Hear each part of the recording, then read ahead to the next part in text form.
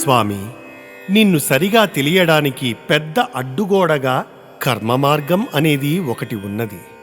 దానిని రూపుమాపడానికి సాధ్యమైనది యోగమార్గం ఒక్కటే.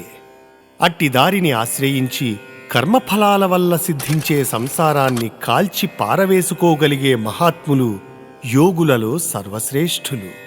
ఆ యోగసిద్ధి పొందినప్పుడు వారి మనములు సత్పదార్థంతో, నీవే అయిన సత్ చిత్ ఆనంద లక్షణాలతో మనస్సును మహోదాత్తంగా ప్రకాశించేదిగా చేసుకుని నిన్ను దర్శిస్తారు. అట్టి పరమాత్మను నిన్ను భజిస్తాను.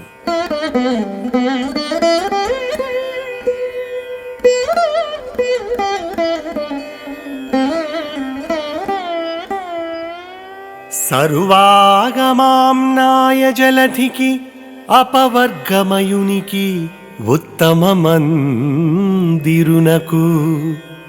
సకల గుణారణిచ్ఛన్న బోధాగ్నికి తనయంతరాజిల్లు ధన్యమతికి గుణలయోద్దీపిత గురుమానసునకు సంవర్తిత కర్మ నిర్వర్తితునకు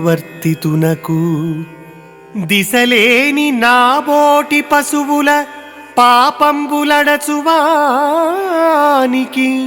సమస్తాంతరాత్ముడై వెలుంగువానికి అచ్ఛిన్నునకు భగవంతునకు తనూజపసుని వేషధార సక్తులైన వారికి అందగరాని వానికాచరింతు వందనములు. ఆ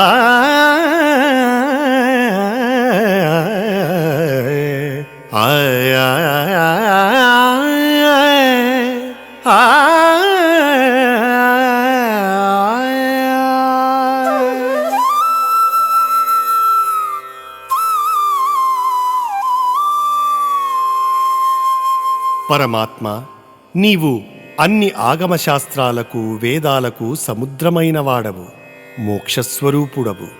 ఉత్తముల హృదయాలే నీకు మందిరం. కట్టెలలో తెలియరాకుండా గుట్టుగా ఉండే అగ్నిలాగా జ్ఞానమనే అగ్ని నీలో దాగి ఉంటుంది.